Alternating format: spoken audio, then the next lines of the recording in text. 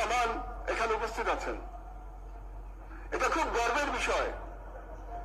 বেগম জিয়া এবং জিয়াউর রহমানের সন্তান হওয়া অত্যন্ত গর্বের বিষয়, কিন্তু এটা একটা ভয়েরও বিষয়, এটা একটা শঙ্কার বিষয়।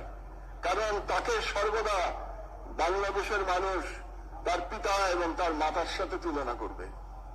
এই তুলনা বড় কঠিন, যে কোনো ব্যক্তির জন্যই কঠিন। বাংলাদেশে যেটা বললাম, গত 55 বছরে মাত্র 2জন নেতা নেত্রী জন্মেছেন। তাদের সমতুল্য হওয়া কঠিন কাজ, এবং সন্তান হলে আরো কঠিন কাজ। তারেক রহমানের হাতে ন্যস্ত হয়েছে। মহান আল্লাহ তাআলার কাছে প্রার্থনা জানাই, তিনি যেন সেই অবিস্মরণীয় পতাকা, সেই শক্তির পতাকা, সেই স্বাধীনতার পতাকা তারেক রহমানকে বহন করবার শক্তি দান করেন। আল্লাহ হাফেজ। বাংলাদেশ জিন্দাবাদ।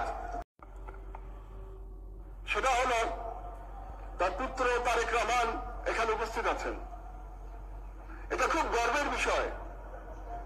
বেগম জিয়া এবং জিয়াউর রহমানের সন্তান হওয়া অত্যন্ত গর্বের বিষয়, কিন্তু এটা একটা ভয়েরও বিষয়, এটা একটা শঙ্কার বিষয়।